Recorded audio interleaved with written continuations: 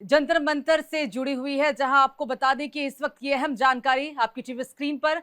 दरअसल कल संसदीय दल की बैठक बुलाई गई है। प्रधानमंत्री नरेंद्र मोदी की तरफ से ये बात कही गई। आपको बता दें कि इस दौरान कई बड़े फैसले हो सकते हैं। जंतर मंतर पर जिस तरीके से 28 जून से ही बवाल मचा हुआ है, आज सोनम वांगचुक के भूख हड़ताल का 26वां दिन है, 25 दिन इसे पूरे हो चुके हैं और ऐसे में विपक्ष लगातार सरकार पर हमलावर है। विपक्ष लगातार कई तरह की मांगे उठा रहा है। अभी तक तमाम चीजें हम देखने को मिली और अब ऐसा लग रहा है कि सरकार भी दबाव में आकर कहीं ना कहीं अब इस पूरे मामले को लेकर चर्चा के लिए तैयार है। सदन में चर्चा के लिए भी सरकार सहमत हो गई है। हालांकि इस बीच जब चौथे दिन की संसद की कार्यवाही शुरू हुई तो कई बारी सदन को स्थगित करना पड़ा।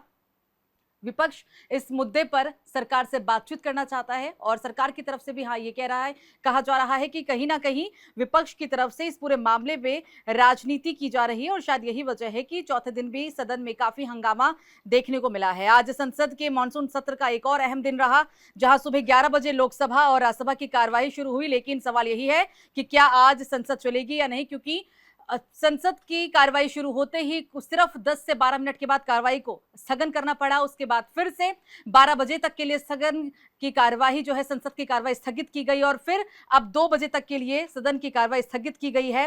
विपक्ष ने नीट यूजी पेपर लीक, छात्रों के आंदोलन और श्री राम जन्मभूमि तीर्थ क्षेत्र ट्रस्ट से जुड़े विवादों पर सरकार को घेरा और जवाब में सरकार ने कहा कि वो हर मुद्दे पर चर्चा के लिए तैयार है, लेकिन विपक्ष सदन नहीं चलने दे रहा है। कई तरह के इस बीच आरोप भी लगे हैं। आपको बता दें कि पीएम मोदी का इस्तीफा पूरे देश की मांग, ये विपक्ष का कहना है। शर्मनाक है कि वे इसे नजरअंदाज कर रहे हैं। विपक्ष के हंगामे के चलते राज्यसभा की कार्यवाही 2 बजे तक के लिए, दोपहर के 2 बजे तक के लिए स्थगित की गई।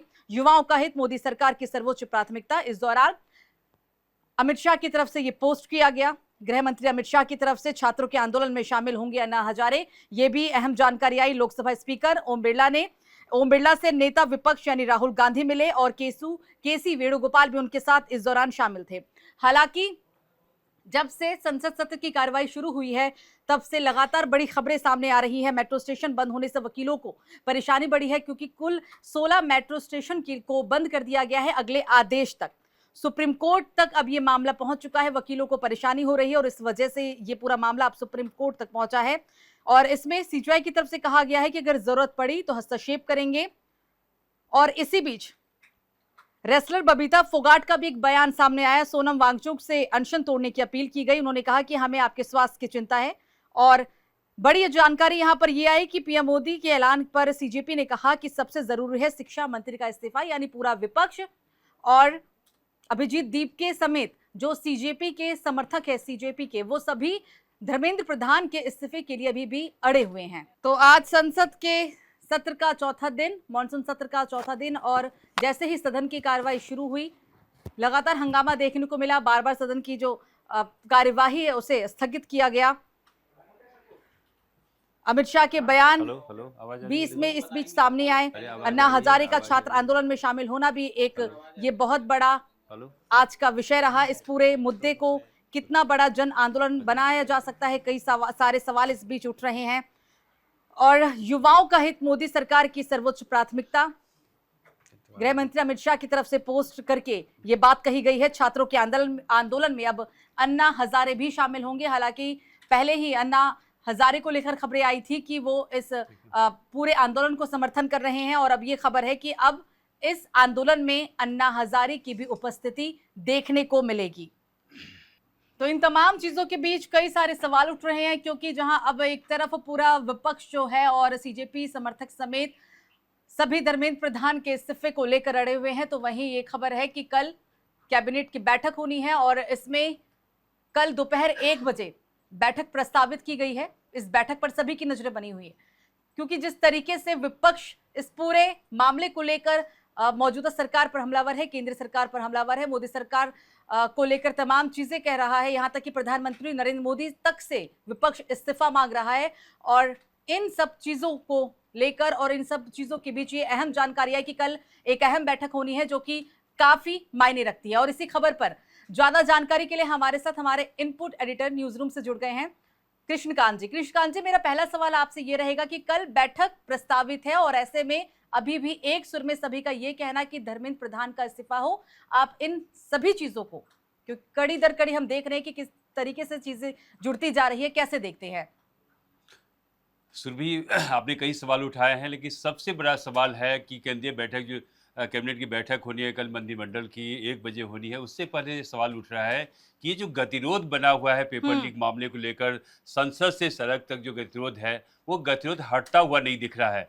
ना केवल आज संसद के अहाते में काफ़ी नोक-झोंक हुई है सत्ता पक्ष और विपक्ष के साथ, बल्कि सदन के अंदर में भी काफ़ी गहमा-गहमी रही। और जिस तरह से ये सदन का चौथा दिन है, सत्र का है, मानसून सत्र का, सदन को चलने नहीं दिया जा रहा। ये पहले भी इस तरह का एजेंडा हुआ करता था। जब भी सत्र की शुरुआत होती थी, तो कोई न कोई मामला ऐसा बनता था, वो किसान आंदोलन रहा हो या कोई और व्यवस्था रही हो, सरकार को घेरने का जो एक प्रयास होता है सदन के अंदर, जो आप अपनी बात रखते हैं, जो पहले हुआ करता था कि संसद सत्र में लोग अपनी तैयारी के साथ आते थे, प्रश्न के साथ आते थे और सरकार से जवाब तलब करते थे। जी। तो ऐसा माहौल बिल्कुल वहाँ नहीं लग रहा है। ये भी चिंताजनक है, क्योंकि इतना पैसा ये जो खासकर कर का पैसा है, टैक्स का पैसा है, जिससे कि सदन की कार्यवाही को दिखाया जाता है, टेलीविजन स्क्रीन पर दिखाया जाता है, और उसको बाधित किया जा रहा है। तो मुझे बिल्कुल। लगता है ये कहीं से भी एक सही परंपरा नहीं है। अब देखना दिलचस्प होगा कि आज भी सदन की कार्यवाही लगातार 2 बार स्थगित की गई, 2 बजे तक स्थगित है। फिर हम लौटते हैं कि ये जो प्रदर्शन हो रहा है, प्रदर्शन को लेकर कई बातें आ रही है। जैसा कि ये अब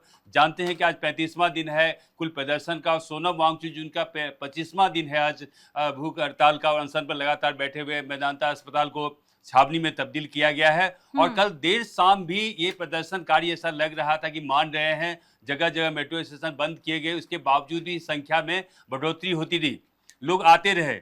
और दिल्ली में एक मार्ग है लियो टॉल्स्टॉय मार्ग, जो कि आपको पता है कि सोवियत संघ का वो नाम है। जिस तरह से 2-3 बड़े नाम है, आपको दर्शकों को बताना चाहूंगा।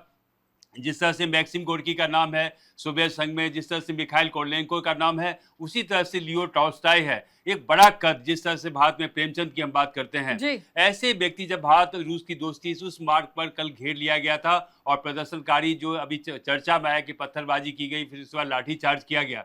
तो कुल मिला के स्थिति वहां सामान्य है, लेकिन दिल्ली के कोने कोने में पुलिस गश्त बढ़ा दी गई है, मेट्रो स्टेशन बाधित हैं। और जिस तरह से सामान्य कामकाज है दिल्ली के अंदर में, लोग नौकरी करने के लिए जाते हैं, उसमें वकील भी हैं, तो बहुत सारे मेट्रो स्टेशन बंद थे, काफी परेशानियां हो रही है। मुझे ये समझ में नहीं आ रहा है कि जो बच्चों के भविष्य को लेकर, शिक्षा की दशा और दिशा को लेकर, शिक्षा व्यवस्था को लेकर, परीक्षा में धांधली रोकने को लेकर, और एक बुलेट प्रूफ व्यवस्था बनाने को लेकर जो बातें चल रही थी, वो कहीं ना कहीं अब मोदी हटाओ और धर्मेंद्र प्रधान को हटाओ पर टिक गया है। मैं ये कहना चाहूंगा, प्रधानमंत्री आज जब हम सुबह उठे और अखबार की सुर्खियां बटोर रहे थे, तो मैंने देखा कि प्रधानमंत्री ने एक बात कही कि जो भी दोषी होगा उसके खिलाफ कार्रवाई की जाएगी। एक फास्ट ट्रैक कोर्ट का गठन उन्होंने कहा है, हम कर रहे हैं, इस मामले को देखेंगे, जिसमें कि त्वरित कार्रवाई होगी।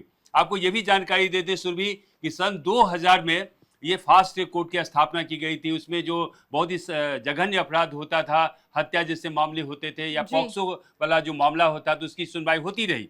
लेकिन अब ये वक्त आ गया है कि ऐसे जो कुछ सरकार के द्वारा या हाईकोर्ट के द्वारा या सुप्रीम कोर्ट के द्वारा जो तय किए जाते हैं मामले, उसको फास्ट ट्रैक कोर्ट में लाया जाता है। तो प्रधानमंत्री की तरफ से, एनडीए सरकार की तरफ से, एक पार्टी का मुखिया होने के नाते उन्होंने सही पहल दी, लेकिन विपक्ष अपनी मांग पर अड़े हुए हैं। विपक्ष का एजेंडा अलग है। विपक्ष ये चाहता कि किस तरह से गतिरोध बना रहे, किस तरह से अराजकता फैली रहे, जिससे कि उनका मकसद होता है। आंदोलन अगर जितना बढ़ता जा रहा है, इसकी एक कवरेज हो रही है, प्रसारण हो रहा है, मीडिया में भी बातें जा रही है, सोशल मीडिया बहुत त्वरित ढंग से न्यूज को एक दूसरे तक पहुंचाती है। तो कुल मिलाकर इनका मकसद यही है कि जिस तरह से हम न्यूज में बने रहना चाहते हैं, न्यूजमैन में बने, संसद में बात नहीं करेंगे, सदन में बात नहीं करेंगे, हम डायलॉग नहीं करेंगे, हम कम्युनिकेशन नहीं करेंगे, हम एक डेलीगेशन के साथ सरकार से बात नहीं करेंगे, लेकिन सरकार को हर पल हर क्षण हम घेरते रहेंगे। और अराजकता की स्थिति में पुलिस बल अगर कोई काम करती है, कार्रवाई करती है,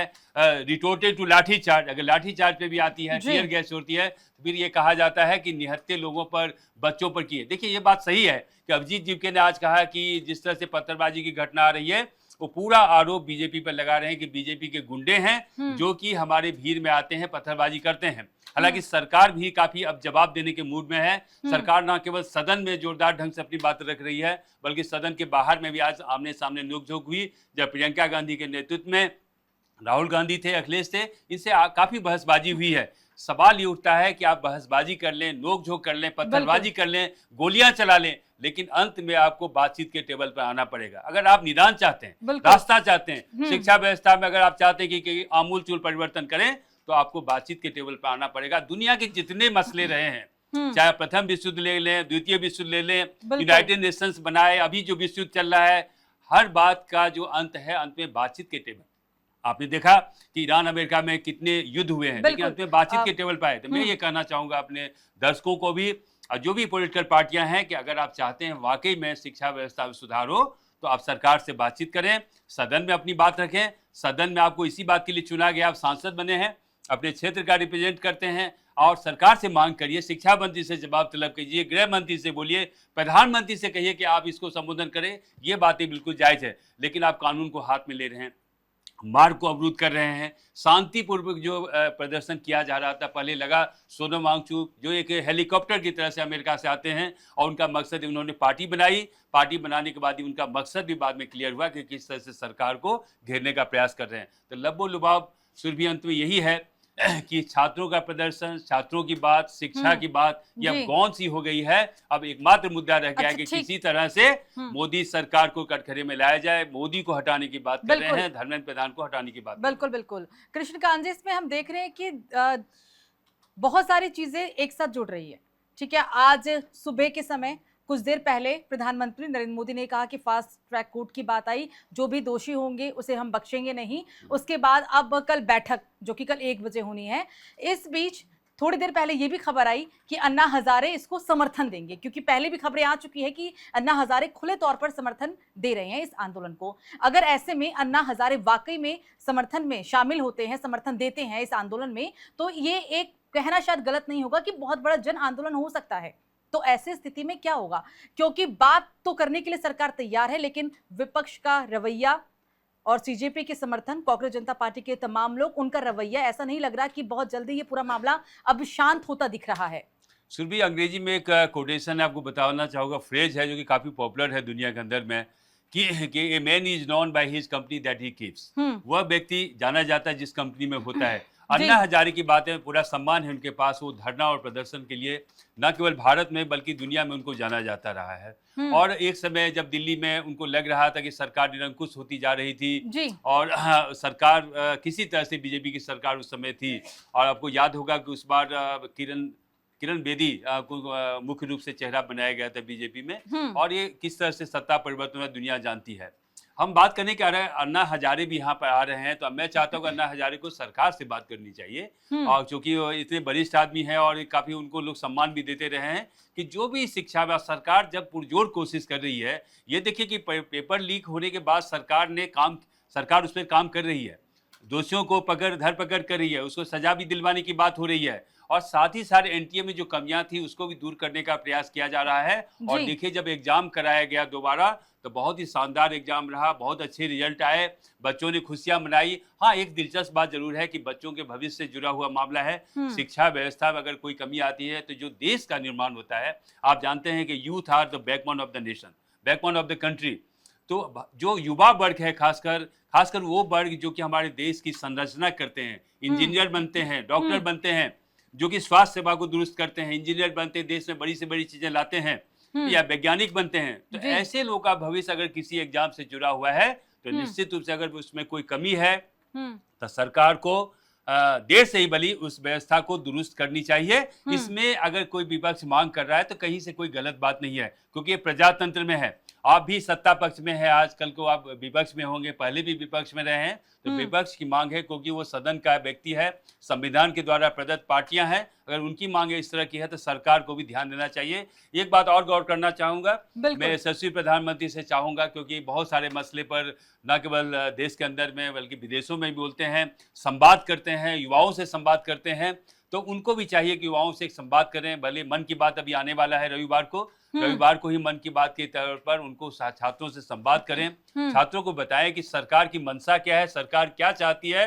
तो मुझे अच्छी बात लगेगी, सदन में भी प्रधानमंत्री मोदी को संबोधन करना चाहिए, बताना चाहिए कि सरकार ने जो एनटीए एग्जाम के द्वारा जो एग्जाम किए गए उसमें क्या कमियां रही है, सरकार ने अब तक क्या काम किया है, या फास्ट ट्रैक की बात हुई है, सरकार आगे कैसे बढ़ना चाहती है, और एक जो बेडलाम है, इस तरह से रोक है, गतिरोध है, उस गतिरोध को कैसे हम खत्म करें, इसमें प्रधानमंत्री मोदी को भी आगे आना चाहिए, उनकी मंत्रिमंडल को आना चाहिए। सुरभि, मुझे लगता है कि जिस तरह से अभी एक सूचना आई है, कल कैबिनेट की बैठक है, मुझे लगता है खासकर धर्मेंद्र प्रधान को लेकर और विपक्ष की जो ये गतिरोध बना हुआ है विपक्ष के द्वारा, उस पर सही निर्णय होगी। अब देखना दिलचस्प होगा, हम कल तक का इंतजार कर रहे हैं कि कैबिनेट बैठक में और क्या क्या फैसले लिए जाते हैं, क्या फास्ट ट्रैक की बात होगी या उन विषयों पे बात हुई जिस विषय को लेकर संसद से रोड तक ये गतिरोध बना हुआ है। प्रदर्शनकारी लगातार अपनी मांगे बढ़ाते जा रहे हैं। पहले धर्मेंद्र प्रधान के इस्तीफे की बात थी, अब प्रधानमंत्री के इस्तीफे की बात कर रहे हैं, साथ ही साथ बहुत सारी मांगे उनके। मुझे लगता है कि सारी बातों का जो निदान है बातचीत के टेबल पर हो सकता है। बिल्कुल बिल्कुल कृष्णकांत जी, तमाम जानकारी साझा करने के लिए बहुत बहुत शुक्रिया आपका। तो आपको बता दें कि कल बैठक होनी है, दोपहर 1 बजे बैठक का समय प्रस्तावित किया गया। अब सभी की नजर इस बैठक पर है, क्योंकि जहां अभी तक विपक्ष आरोप लगा रहा था कि सरकार बात करने के लिए तैयार नहीं, कल जेपी नड्डा सामने आए, उन्होंने कहा कि विपक्ष जितनी देर भी बात करना चाहे सदन में, 12 घंटे, 14 घंटे, 18 घंटे, वो पूरी तरीके से बात करने के लिए तैयार है। लेकिन विपक्ष कहीं ना कहीं राजनीति कर रहा है, इस बात को यहां नकार नहीं सकते, क्योंकि अब ये दो धड़े यहां दिख रही है। जहां छात्र आंदोलन है, लेकिन अब ये छात्र आंदोलन किस तरीके से पूरा राजनीतिक स्वरूप इसे कह सकते हैं, वो साफ तौर पर देखा जा रहा है। 28 जून से इसकी शुरुआत हुई थी, तो शायद ही किसी ने सोचा होगा कि ये आंदोलन इतना ज्यादा विकराल रूप ले सकता है और इसमें उग्र प्रदर्शन, उग्र चीजें भी देखी जा सकती है, और जो कि हुआ। सभी को इंतजार है कि सोनम वांगचुक अपना अनिश्चितकालीन जो भूख हड़ताल है वो कब खत्म करेंगे, सभी इस बात के इंतजार पर है। दूसरी तरफ जो अभी तक तमाम तरह के आरोप लगते रहे सरकार के ऊपर, संसद का सत्र लगातार इसकी वजह से प्रभावित हो रहा है। आज सदन की कार्यवाही का चौथा दिन, लेकिन जैसे ही सदन की शुरुआत हुई, सिर्फ 10 मिनट के अंदर सदन की कार्यवाही को स्थगित करना पड़ा और अभी तक राज्यसभा की कार्यवाही 2 बजे तक के लिए स्थगित है। इस बीच आपको एक और बड़ी खबर बता दें, एक और बड़ी अहम जानकारी जो कि जल संधु विवाद को लेकर है। साथ ही आपको बता दें कि इस दरमियान यूएनएससी में भारत का पाकिस्तान को करारा जवाब। सिंधु जल संधि पर भारत सख्त, आतंकवाद पर पाकिस्तान को भारत की दो टूक। यूएनएससी में भारत ने खोली पाकिस्तान की पोल। सिंधु जल संधि पर विवाद एक बार फिर से बहुत ज्यादा बढ़ गया है। सीमा पार आतंकवाद पर भारत का वार है। सिंधु जल संधि को लेकर भारत और पाकिस्तान के बीच एक बार फिर से कूटनीतिक टकराव तेज हो गया है। संयुक्त राष्ट्र सुरक्षा यानी कि यूएनएससी में भारत ने पाकिस्तान को साफ शब्दों में जवाब दिया। भारत ने कहा कि सीमा पार आतंकवाद और राज्य प्रायोजित हिंसा ने दोनों देशों के बीच भरोसे और सहयोग की नींव को कमजोर करके रख दिया है। भारत ने यह भी स्पष्ट किया कि आपसी विश्वास और सद्भावना के बिना किसी भी समझौते को प्रभावी तरीके से आगे बढ़ाना संभव नहीं है।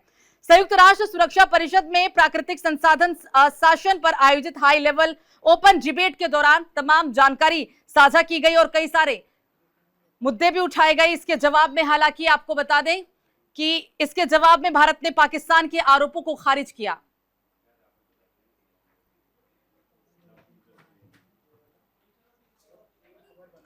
तो बड़ी खबर आपको बता रहे हैं, जल संधु विवाद को लेकर जिस तरीके से तमाम चीजें देखने को मिल रही है, यहां पर अब पाकिस्तान को भारत की दो टूक है।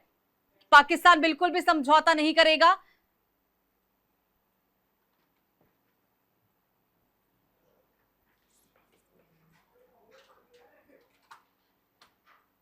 इस पूरे मामले को लेकर आपको बता रहे हैं, जहां जल संधु विवाद को लेकर तमाम चीजें जो हैं वो देखने को मिल रही है।